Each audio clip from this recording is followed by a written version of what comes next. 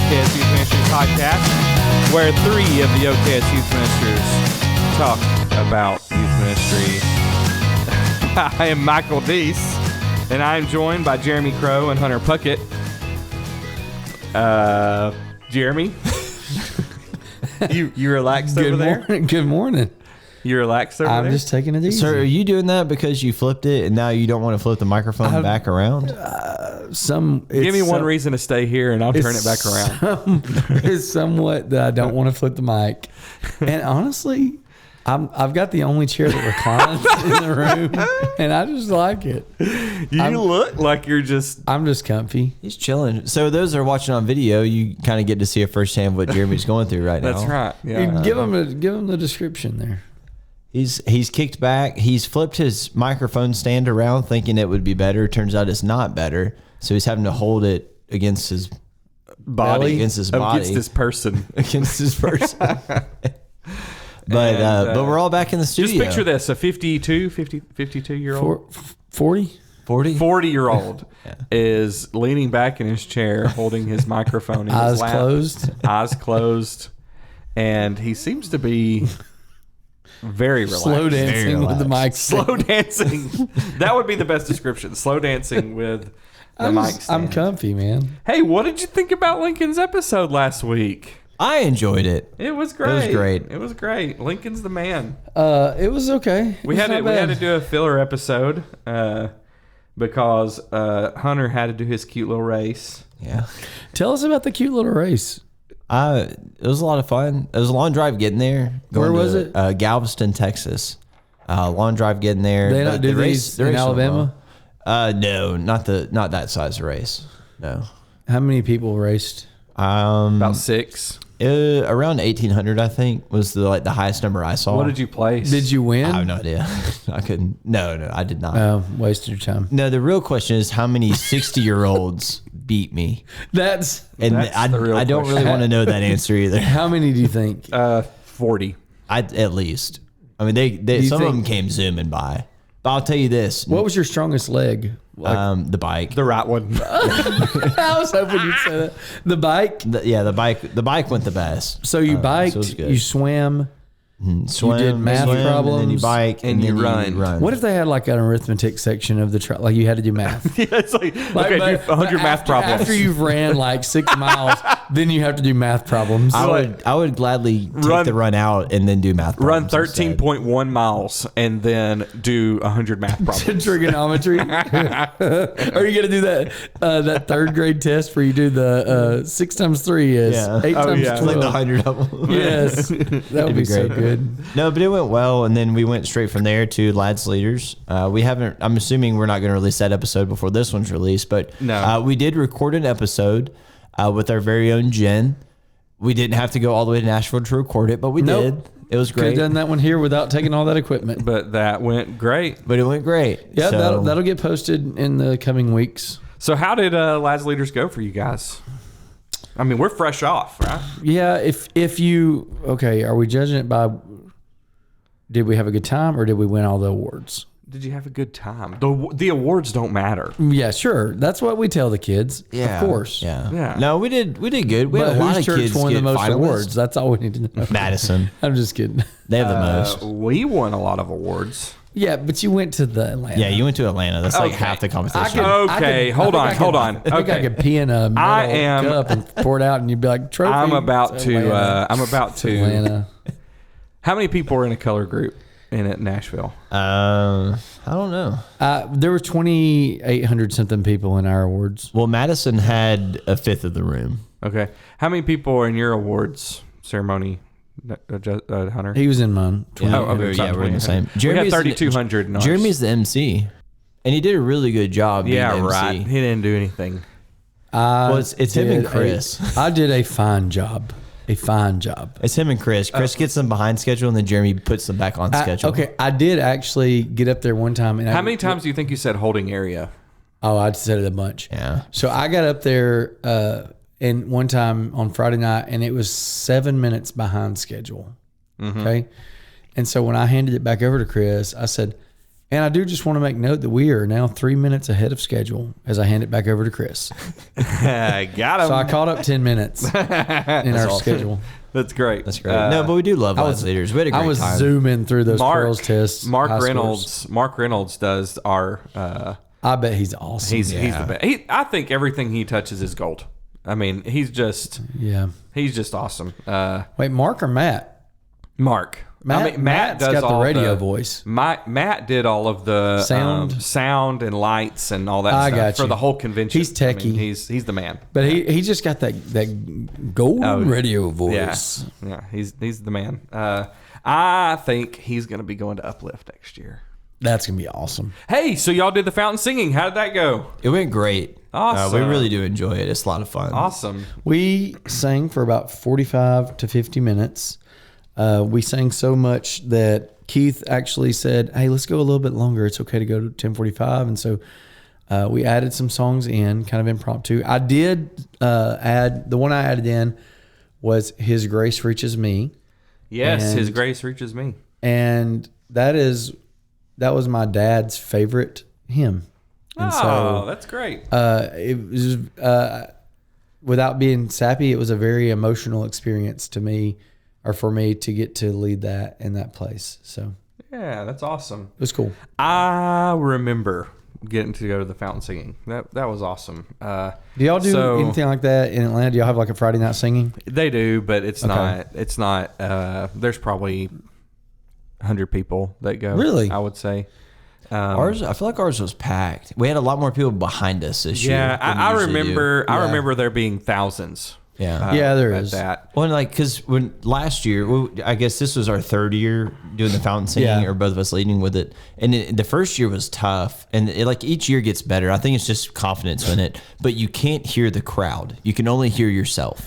But then the past year, and then especially this year, Yeah. there were enough people behind us to where you could really hear the crowd this time, to where yeah. you can kind of just where they are as well. Yeah. But that So first year Matt, was really Matt hard. that we interviewed, he led a couple of songs. He did. Right? Yeah, he did. It as well. He and Alan more or less like planned it. Yeah. You know, Oh, okay. they came up with our song list. Like we gave him song suggestions. It was me, Hunter, Alan Baggett, Matt Parker, and Shane Quick. Is that right? I think it's Quick. That sounds No, right. it's Shane. Shane. So we all led together, and what's interesting is people that show up, like they walk up and they're like, "Hey man, do you care if I just leave one too?" I'm like, man, it's kind of like we got this planned out. It's like, it's Or like the last minute song suggestions. and this challenge of like this sounds real judgy, but the reality is you don't know if somebody's a good worship leader in that kind of setting until you hear them do it. Yeah. It's one thing to lead in a church building where the acoustics are really good and the echo isn't there and you can hear everything and it's easy to stay on tempo. That fountain singing area is really challenging as a worship bet. leader because Everything's the open. sound goes everywhere. It's so open. echoing back. And you've got to be someone who really knows how to drive the tempo, to stay on pitch and not let the crowd drag you down. Yeah. To change the tempo or the pitch. And that's a difficult spot to be in. I would not even attempt it. Well, I just wouldn't. you just don't want to throw somebody in there that doesn't know that that's going to be a challenge. Well, we got there early. Well, I mean, Jeremy wasn't able to get there as early because of him seeing our room, but we got there a little bit early, set all the mics up and sound Yeah. up. And we had an absurd amount of people come by us say, hey, is this for the fountain show? We're like, no, like it's people that really aren't connected to Live Leaders. Like, no, we're doing an a cappella singing here in 30 minutes. And most of them sat down and stayed for the singing. And it was a really neat, really neat experience as well. All right. Well, I've risen. I'm ready for the topic now. Oh yeah. Hey, whoa. He is risen. From his. It's not Sunday. What are you doing? I have sat up. I put my mic back on the table, and You don't look like you're very relaxed. I'm not in relaxed mode anymore. I'm in serious mode. Okay. Well, I guess it's a good time to announce the episode. The Yeah, what are we? episode 12 minutes in, 15 minutes. this week, 9:42. The episode this week that we're talking about is, we're sticking with the myth. We had to do that filler episode last week because Hunter was doing his cute little race, Yeah. and And so this week we're going back to common myths in youth ministry. And this week we're talking about if you love your kids enough, then they're going to stay faithful. Isn't that true? If you just love them enough. Yeah, I mean, pretty much their faithfulness just depends on your ability to love them, right? It's all up to you. That's usually the way that I look at it. You're the only person in their life that matters. So if you just love them, then... And you're the only influence in their life, and you're the only one that ever talks to them. And yeah. Well, okay, so the actuality of that is we can love them very, very well, and they can still abandon their faith. Yeah. So let's start off with just some stories. Have you ever had that happen where somebody that you really, really put a lot of time and effort and energy and love and care and into? And I had this moment happen Sunday morning at Lads Leaders. I was sitting there watching the morning worship service. Those of you that aren't involved with Lads Leaders or don't know anything about it, the Sunday morning worship is led by, is it seniors or 11th, 12th graders? It's usually the senior, at least 11th, 12th graders. That one, speech and song leading, essentially. They lead the Sunday morning worship. And somebody texted me and said, can you believe, and I won't say the name, but can you believe that so-and-so led songs at this one time? And it's someone who absolutely has kind of dropped away from their faith. Mm-hmm. It's a kid that literally, like, we poured love into and effort into. He, I know whether you win at Lads Leaders doesn't indicate faith, strength, but at the same time, it's just interesting to see a kid that was at one time in a place where he desired to lead, and to grow as a leader in the church in that way, that is now in a completely different place in their life. Yeah. It's crazy because we spend so much of our time investing in the students and really trying our best to... Whoa. Yeah, sorry, I had to check that. But really trying our best to show up to their games or... their drama performances or their choir performances or whatever it is that they're involved in. I mean, even like Lads Leaders, we go to Lads Leaders. How many of y'all go to Lads Leaders to do something other than just kind of go to the students' stuff? Yeah.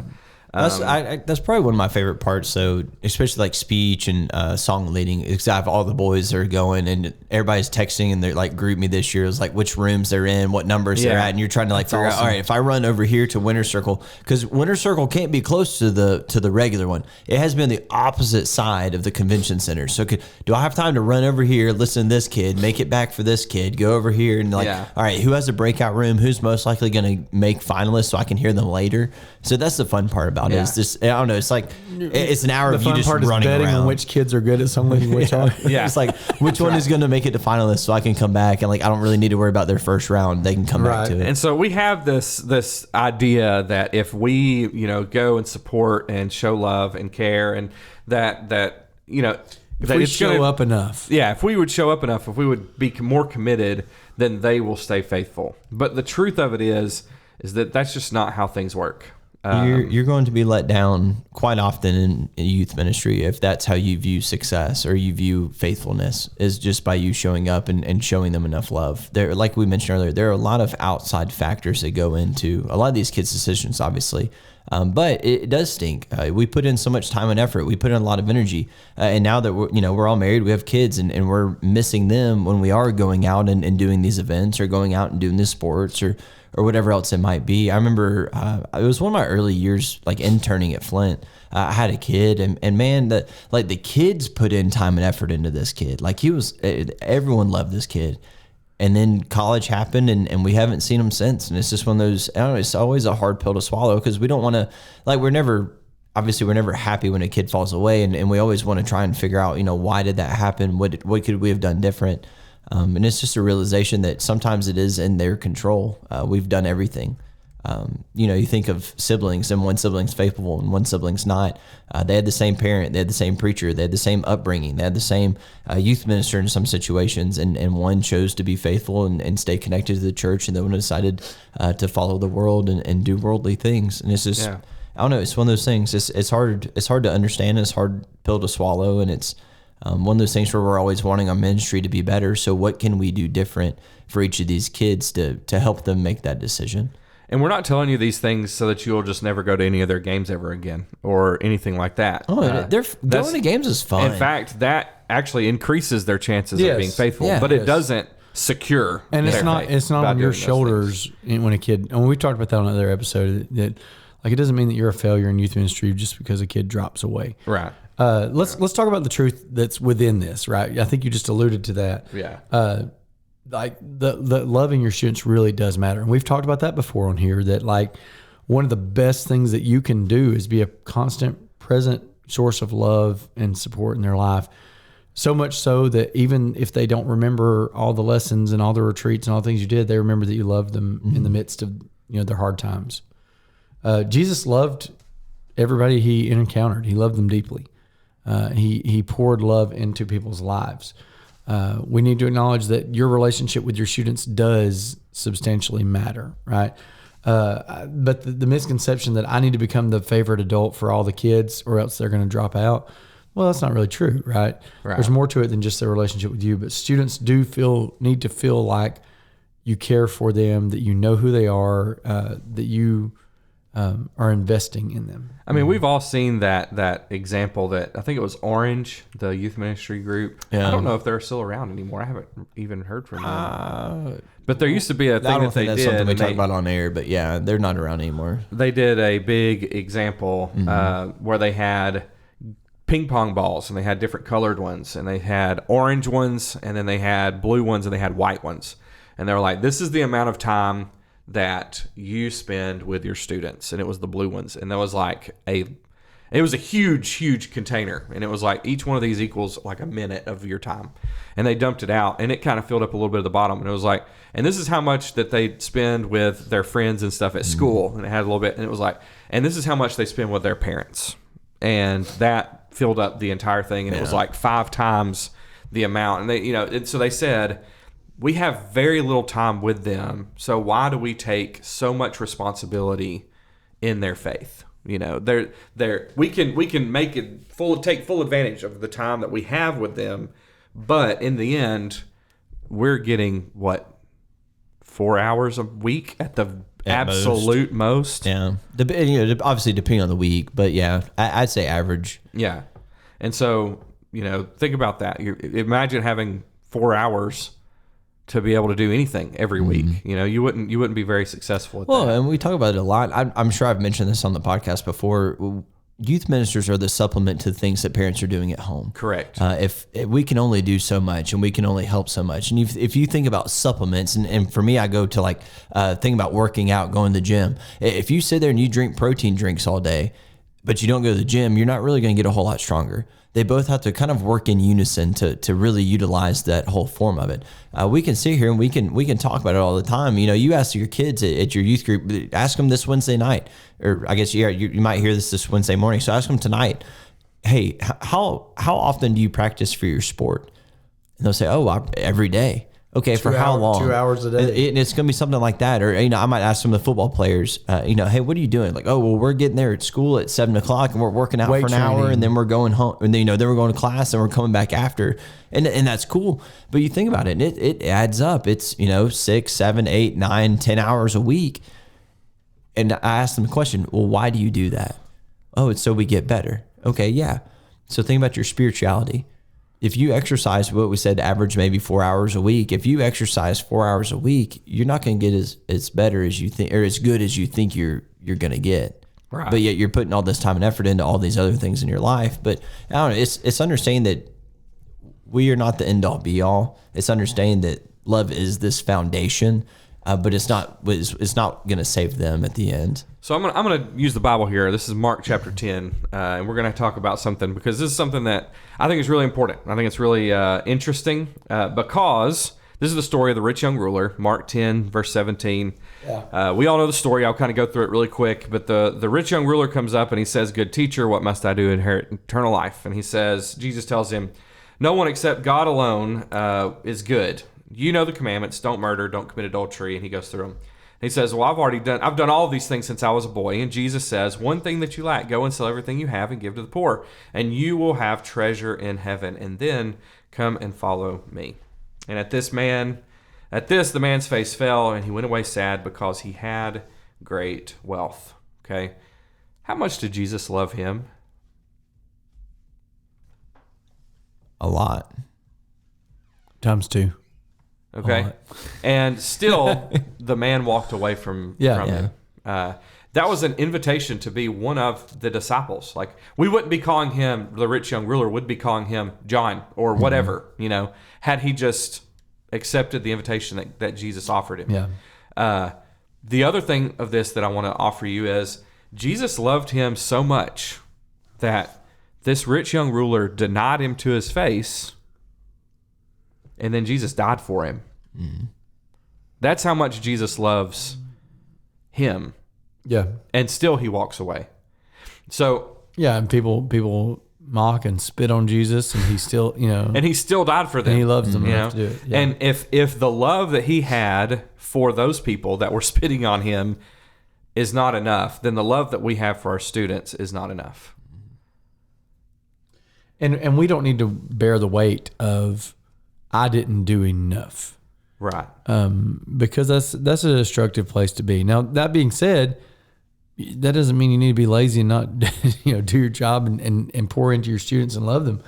But the responsibility does not need to be carried by you. Yeah, thinking that their faithfulness depends on how well you perform in your love, it's a lot to carry. Yeah.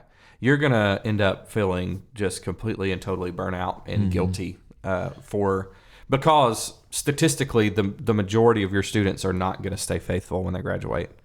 Now you could be doing some great stuff and everything, and that number is trending in the right direction where people are staying faithful, but you're still going to have kids that drop out, that are not faithful anymore. And that's where this, I guess, talking about this, the myth, it gets dangerous because we talked about it. It puts too much weight on us. It creates shallow discipleship. If we're all about just doing things to make sure the kids know that we love them, if we're just showing up to games, if we're just playing games, if we're never really diving deep into the word or anything like that, it just becomes very shallow. The students may know we love them, but what's the point of that at the end of the day if they don't know God? I think about it a lot from like a parent's perspective. Parents always want to be their kid's best friend, or you see that, and you're like, well, and then you hear the slogan or saying, "No, I'm not your friend. I'm your parent." Yeah. And we're kind of in that same boat as youth ministers. We're not your friend. We're your youth minister. We want you to have fun. We want you to really enjoy all these things. But I also want you to know who God is. I also want you to have your own faith when you graduate. I also want you to do X, Y, Z, whatever that might be. And if that love shows up, then that's also part of it. Like we said, that's the foundation. That's going to happen. But I also want you to know these things as well. Yeah. Well, so let me say this: who are we wanting our students to fall in love with? Right. Not Jesus. Us, right? Jesus. Right. Yeah. And if all we've done is built a relationship where they just really like us and we're their best friend and they look forward to seeing us, but they never come in to contact or encounter the love of Jesus, we have failed. And it's going to crumble, right? Because at some point you're not going to be in their life anymore. At some point you're going to move, or they're going to move, or something's going to change. You're not going to be their youth minister, whatever. Or they go to college. Yeah. And all of a sudden your love, no matter how great and strong it was, doesn't sustain. Right. And so our goal, is not just to love them, just to love them ourselves, but to embrace them with Jesus. Yeah. Make sure that the reason you're doing these things is not so that you will be loved and appreciated, but so that people will love and appreciate Jesus and recognize that that's why you are doing what you do.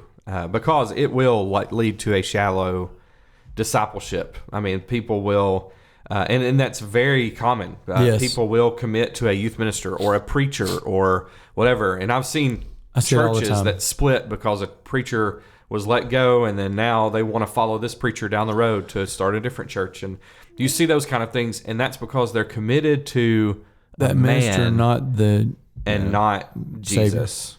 And if they would stay committed with Jesus, they would find a way to make it work at the church they're at. Yep. And so that's one of the scary things about this is you don't want them to follow you. You don't want them to worry about. You want them to know who Jesus is. Yep. Or Well, you and will it- end up leading them away from, and, who he is. And even Paul says this in 1 Corinthians 11 is, I want you to imitate me, but really I want you to imitate Jesus, right? I want you to imitate the things about me that look like Jesus. Yeah. And so even in that moment of kids loving us and wanting to be around us, we need to be drawing their minds back and pointing them back to the characteristics that we are portraying of Jesus, or we're trying to. So if love doesn't matter all that much, which it does, but if that's not like the crux of the matter, what actually does produce a lasting faith in our students? What'd you guys say? An absolute connection with Jesus. The truth. Yeah. Ephesians 4. Are we teaching the truth in love? It's one thing to just express love, but if I just love you, but I never express truth to you, or I never open up truth to you, one, I think that's not real, genuine love. Two, I think that I've told my students before, if you're not willing to talk to your friend about what's going on in their life that's drawing them away from God, you're really not a very good friend. Yeah. That's not genuine love. Imagine where David would be if he didn't have Nathan. Oh yeah. I mean, in reality, he might have eventually killed himself, dealing with the guilt and the frustration and, the hate for himself or whatever, not coming out of that in some kind of recovery, and seeing, change in his life going forward. It really matters that we teach truth in a loving way. Yeah. Well, and always encourage the kids to find their own faith. I've said that over and over and over again. It's their faith. It's not your faith. It's not the parents' faith. It's not the preacher's faith. It's not the elders or deacons or whoever it is. When you sit there and they only love you, it becomes your faith. Right. But when they sit there and they love God, it becomes their faith. And when they step out for the first Sunday, or they step out to go to college or into the real world or whatever it is, they're standing on their own faith. They have answers. They've gone through it. They've read for themselves. They've looked at it themselves, everything along those lines. And it kind of goes into this next part. Your identity needs to be rooted in Christ, not community. It goes into it. If you have your own faith, that's your identity. Your identity is in Christ. But when we talk about when our identities in our cell or in the youth ministers or in the preacher, whatever it is, guys, humans are humans. We're going to mess up. We're going to fall short. Jeremy had a really good point. People move away. If your identity is not in Christ, but it's in that youth minister, and that youth minister decides, hey, I want to move closer to my family, and they move, all of a sudden your faith's really struggling because that youth minister is no longer there. And not necessarily just your identity in a person, but Hunter, you encountered this in high school, right? You very much had so much of your identity was consumed with who you were as a pitcher in baseball. Mm-hmm. And when that failed or that changed because of an injury, right? It was a shoulder injury. Elbow. When that changed, that identity crumbled. And something had to be, if there was no substance of anything else, then you would have really been spiraling. And think about for decades. I'm talking, even now, there's churches that I can think of even now that their whole premise, their whole purpose is to build this community and have this community be what the people are connected to.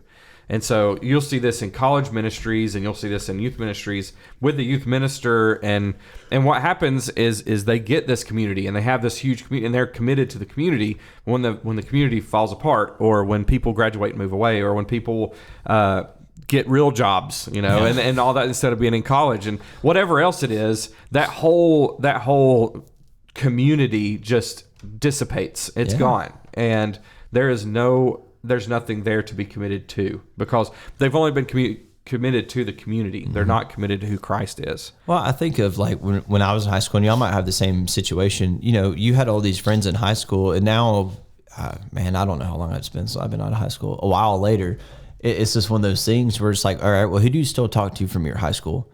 Like guys that you used to talk to every single day. Like I have one who was my roommate at Freed, and he was my best man at my wedding. Like we talk probably a couple times a week, but that's about it. Zero. And it's just we spread apart, we grow apart, and that's also kind of part of it. I think the kid that I mentioned earlier, we spent so much time and effort into him, but his faith was in his friends. And when his Yeah. friends went to college, his faith struggled. And you see the same thing. I mean, I've had a group of girls that have been best friends their entire lives. And then some of them go to college, some of them stay home, some of them go to college farther away, and they're still close, but it's not the same relationship they had when they were in high school. Right. So your faith really has to be rooted in God over these relationships, over these friendships, over whatever it might be, just because those things change, the world changes. And if we're always trying to keep up with the world, we're going to become exhausted. It's kind of crazy. I have a couple guys from high school that I still stay in contact with, and the only reason why we stay in contact is for spiritual things, which is kind of cool. I have a friend who's now he lives in Massachusetts, I think. No, he lives in Baltimore, Maryland now, and he has a church there that he's planted, and he's doing stuff up there, and so we talk randomly. And then I have another friend who he serves with a worship team at a church, and me and him talk about that, and that's about it. I mean, that's the only people that. Oh, and my bug guy, the guy that sprays my house for bugs. I went to high school with him. He's great. But also, I mean, he's also a spiritual guy, and we talk about spiritual stuff more than we do about him killing all the bugs in my house. So. But yeah, I mean, 3 people out of however many, you know, we don't, it's more of, what our notes kind of say, practice over proximity, you know, serving, loving, doing spiritual disciplines, sharing your faith are the things that are going to help you grow into Christ instead of just spending time with your friends at a youth group function. Okay, I'm gonna shift us here for just a second and kind of start to land the plane here, but and I'm gonna offer an example of something that's gonna deeply offend both of you as Auburn and Georgia fans, but I'm so interested in here's the interesting thing. Where is this going? Whether you like him or not, you would probably agree Nick Saban's probably the best college football coach in at least our lifetime. One of my kids had that in a speech. Yes. Yes. Okay. One of the things that I think, and look, y'all both just died inside when I said this. One of the things that I think is always interesting when he talks about things is talking about. He uses the F word. Yeah, he does that. Is talking about Kirby does it a lot too. So. Process of things, like, you know, that we're going to develop a process, and, you know, kids are going to be expected to do certain things. They're going to be expected to, you know, show up to practice at this time. They're going to be expected to do this amount of reps. They're going to, and like the character that they're going to be expected, and they don't always live up to that, right?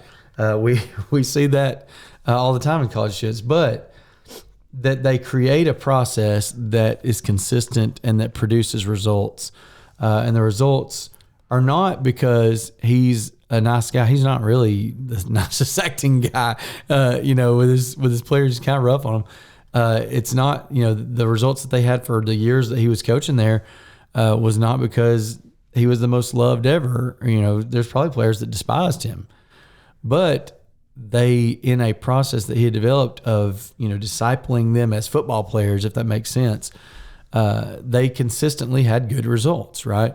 As a program. I think that our job in ministry is not to be the most loved or the most liked or whatever. And we can't guarantee that we're going to, you know, have all the big wins spiritually when it comes to our students.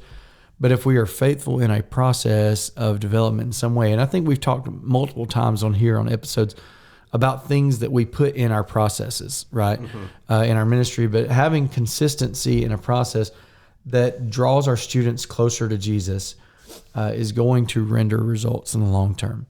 And it won't, and the reality is, we talked about this on another one as well. It won't get all of them. We're absolutely going to miss a kid. We're absolutely going to have a kid drop out.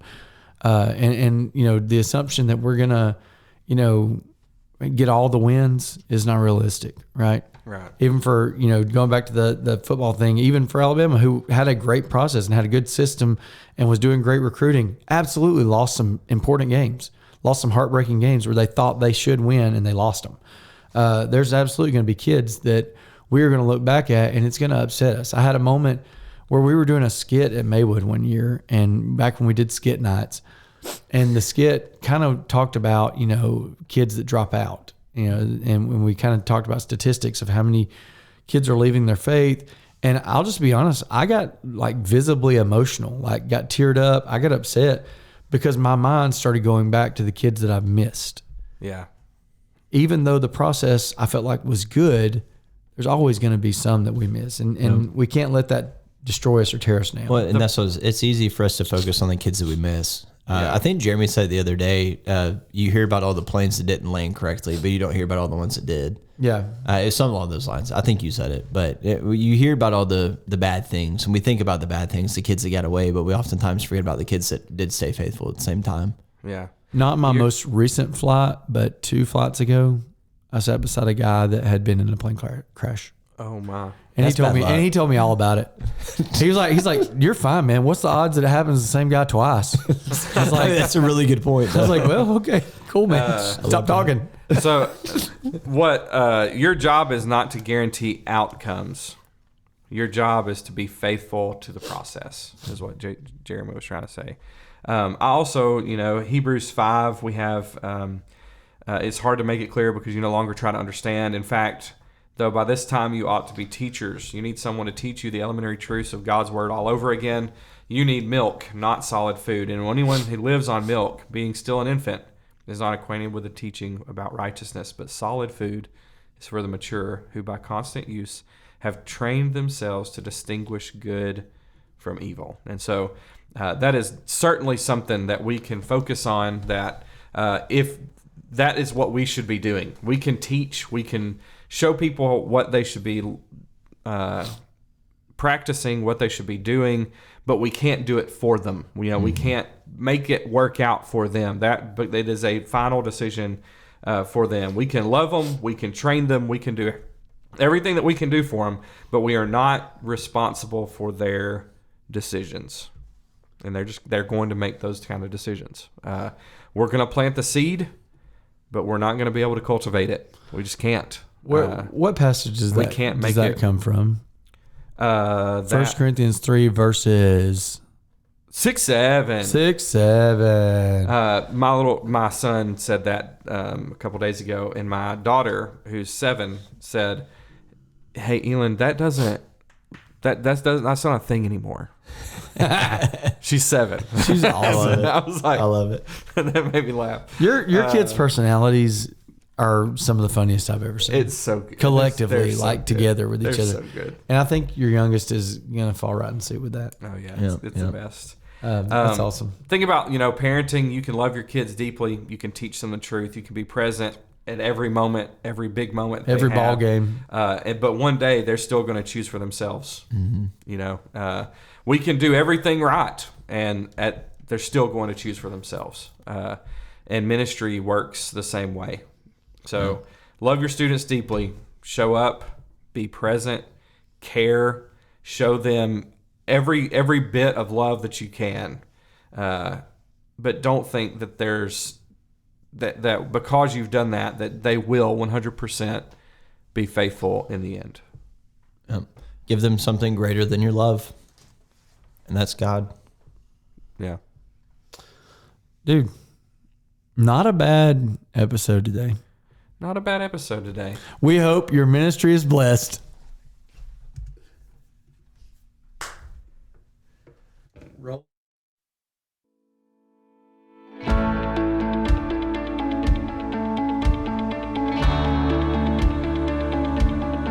Thanks for joining us today in the important conversation of youth ministry.